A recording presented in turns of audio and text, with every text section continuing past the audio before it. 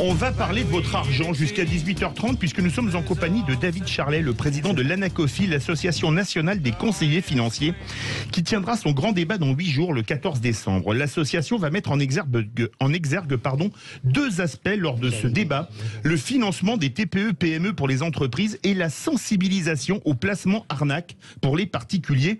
Deux autres aspects seront aussi évoqués: l'évolution des métiers d'une part et d'autre part, les apports de ces professions du financement dans la perspective de la présidentielle de 2022.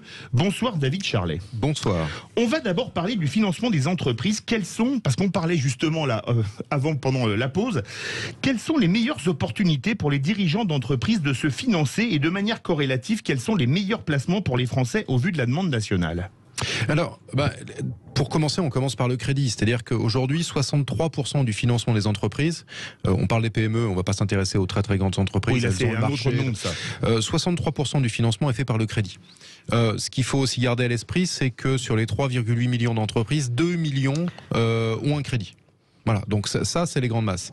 L'élément d'évolution qu'on essaye d'avoir à travers toute l'Europe, d'ailleurs pas spécialement la France, c'est de faire du financement par le capital, par les fonds propres, puisque on a, nous, en plus français, constaté que quand on essaye de se comparer aux entreprises allemandes, l'une des forces des entreprises allemandes, TPE, PME, c'est justement ce fait d'avoir des fonds propres. Et paradoxalement, quand vous avez renforcé vos fonds propres, ça vous permet d'avoir encore plus de crédit ou de meilleures conditions, ou d'en être moins dépendant. Riche. Non, c'est pas alors oui, bien sûr, il y a cet élément-là, mais c'est aussi le fait qu'on est mécaniquement plus solide, c'est-à-dire qu'on est déjà capable de traiter une partie de ses besoins d'investissement, et ensuite, quand on va donc approcher ceux à qui on demande de l'argent en complément, mécaniquement, on en a déjà soi-même plus. Et la spécificité des entreprises dites familiales allemandes et du système du Mittelstand, oui, c'est justement ça.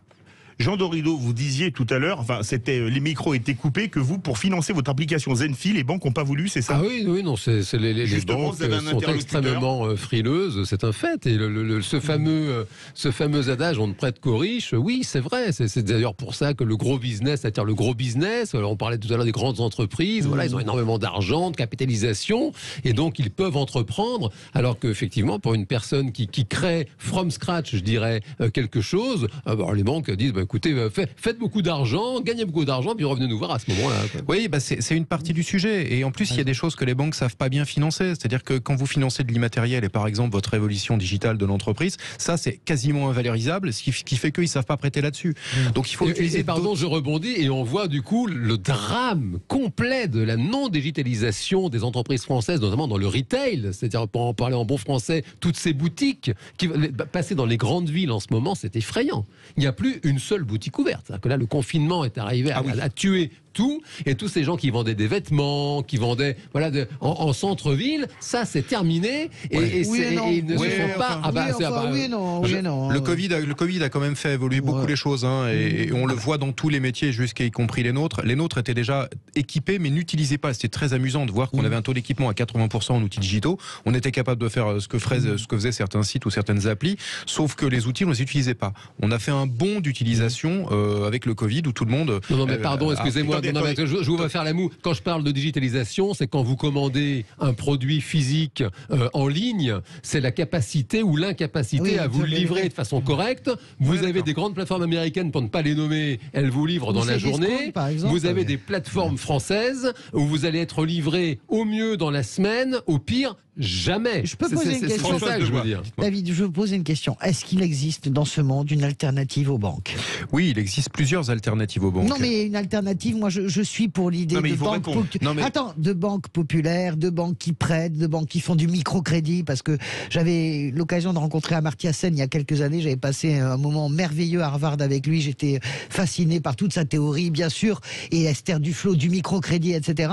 Est-ce que on peut envisager un capitalisme à ce visage-là, à cette échelle-là ? Alors, ce que l'on voit se développer et qui a un peu de puissance, mais encore une fois, on est tellement devenu dépendant dépendant du système du crédit en France que ça va être compliqué de tout capturer. Ceci dit, on voit deux choses. D'abord, le crédit interentreprise. Ouais. Le fait qu'une entreprise dise à l'autre, bah écoute, tu payeras plus tard. Et donc ce genre de jeu-là est intéressant. Et puis le deuxième, celui qui a fait du troc, d'une certaine manière. Non, c'est pas du troc, c'est du crédit entre les entreprises. On parle bien d'argent, c'est monétisé, c'est valorisé en argent, donc c'est pas du troc. Par contre, je vais y arriver d'une certaine manière au troc. C'est la deuxième chose dont on parle beaucoup, qui est plus médiatique qu'elle n'est puissante, mais qui monte, et qui monte assez vite. C'est ce qu'on appelle vulgairement le crowdfunding, c'est-à-dire en France, quand c'est réglementé, le financement participatif. C'est ça. Et ce genre de solutions-là, on les voit monter très vite. Et là, vous avez deux options. La première, c'est du capital que vous levez, c'est-à-dire on va vous donner de l'argent pour vos titres d'entreprise, mais avec des gens qui mettent sur des plateformes. Et puis deuxièmement, ça peut être du prêt. Et là, on revient au prêt de la banque, sauf que c'est un prêt par des particuliers. C'est bien. David Charlet, tout à l'heure, je vous ai vu très légèrement tiquer quand notre ami Philippe David a parlé d'arnaque. Ça veut dire que votre activité ne s'intéresse pas aux transgressions. Ah bah si, justement, vous allez dans votre grand débat vous pencher sur une meilleure éducation financière pour prévenir et alerter les Français sur les arnaques frauduleuses. Alors a priori, elles ont explosé depuis les confinements. Expliquez-nous comment ça marche. Oui, alors on a plusieurs types d'arnaques. Et il se trouve que la particularité de l'ANACOFI, c'est aussi d'être ce que l'on appelle un co-régulateur pour certains corps de métier. Ça veut dire qu'en gros, on fait la police nous-mêmes parmi nos troupes et on essaye justement d'identifier les arnaques et de les stopper de concert avec les autres. Quelles sont les arnaques les plus classiques en ce moment? Parce qu'il y a des petits épargnants qui perdent tout leur argent comme ça. Alors vous avez des arnaques très classiques avec on vous vend par exemple des produits d'investissement. Ce que je trouve le plus fabuleux ces temps-ci, c'est que circule un placement garanti sur la Banque Centrale Européenne, la BCE. On vous propose également à 4, 5, 6, 7% de rendement. Il faut savoir que la BCE vous ouvrira pas un compte à vous, madame, monsieur, je veux dire, mais on vous les propose, puis on vous fait avec des jolis contrats. On peut vous proposer dans le même genre avec la BCE des crédits. Alors on vous prêtera, mais à condition de faire l'apport personnel en le versant sur le compte qu'on vous désigne, qui est bien sûr celui de la BCE. Évidemment, il y a peu de chances qu'il soit la BCE. Vous ne verrez ni votre crédit, ni votre apport personnel qui a disparu. On peut aussi. Il y a des gens qui se font avoir vraiment une proportion énorme de gens. Non, la proportion n'est pas énorme. C'est simplement les sommes qui, à force d'être accumulées, l'AMF avait communiqué à la fin de la première phase du Covid sur à peu près 1 milliard. Alors, c'est 1 milliard par rapport aux masses totales. Pour vous rendre compte, les membres de l'ANACOFI, qui représentent pour 50% de la profession, déplacent. J'ai dit déplace, donc c'est pas ce qui stocke. À peu près 100 milliards d'actifs par an. Donc 1 milliard là-dessus. Mais sauf que nous ne sommes que la catégorie des conseils intermédiaires, conseils du client final. Or, c'est pas nous qui tenons le plus gros du marché.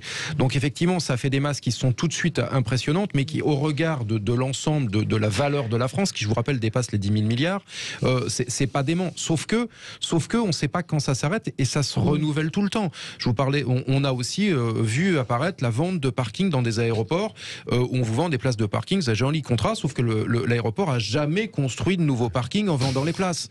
La vente de grands crus aussi, j'avais vu passer ça dans le journal. C'est plus complexe. Si vous prenez une part d'une cave prestigieuse, alors, ce qui est terrible, et c'est bidon en fait. Non, mais ce qui est terrible dans ce que je dis là, c'est que il y a bien des places de parking qui se vendent, qui sont réelles. Donc sur le vin, l'exemple que vous citiez, on a eu une grande opération qui s'est cassée la gueule. Alors est-ce que c'était de l'arnaque? C'est une vraie question. Le truc, c'est qu'ils n'avaient pas les stocks qu'ils revendiquaient avoir vendus, mais la société était réelle, elle avait obtenu tout un tas de certifications, et donc entre ceux qui vont faire de l'arnaque là-dessus, ceux qui sont plantés et ceux qui fonctionnent, parce qu'il faut savoir que là-dessus, le travail autour du vin et la vente de solutions d'épargne sur le vin, l'AMF en a, alors ce ne sont pas des agréments, ce sont des visas. Donc elle en a inscrite sur la liste blanche, et donc ça existe. Donc là, la question, et on en revient à l'éducation financière, c'est comment on fait pour éviter de se faire choper. Ben voilà. Et là, il y a deux solutions. D'abord, la première, c'est que vous prenez un conseiller agréé, vous vérifiez qu'il l'est, ce serait déjà une bonne chose. Oui. Or ça, c'est facile puisqu'il y a des registres légaux, exactement comme un avocat, on peut vérifier s'il est inscrit. Ou un notaire. Ou un notaire, et donc aujourd'hui c'est possible. La deuxième solution, c'est de vérifier l'existence réelle du produit si vous voulez, mais on peut aussi, par l'éducation financière, apprendre à connaître un certain nombre d'éléments par des médias qui ont pignon sur rue. On peut aller rechercher l'information, même si on a vraiment peur auprès des régulateurs. Le problème, c'est que les gens ne le feront pas.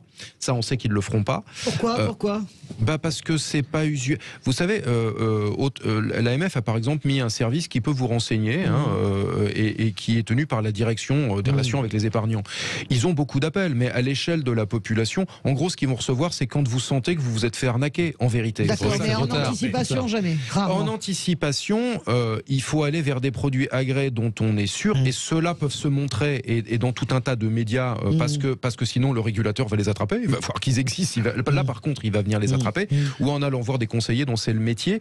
Et là, je pense qu'on a une vraie solution. Et on peut suivre ça en ligne le 14 décembre prochain? Alors, pas cette fois-ci, on va faire la captation et on la mettra ensuite en ligne. Voilà. Et ben, ça vous permettra d'avoir votre éducation, notamment pour pas vous faire arnaquer, parce que j'ai connu des gens qui se sont fait arnaquer il y a quelques années du côté de Toulouse à la crevette brésilienne, et je peux vous dire qu'elles en pleurent encore toutes les larmes, toutes les larmes de leur corps. Qu'est-ce que vous faisiez d'ailleurs dans cette affaire? Strictement rien. Vous avez une tête à être dans la crevette brésilienne. Excusez-moi, mon nom est David Pamadoff, ma chère Françoise Degois. Merci beaucoup.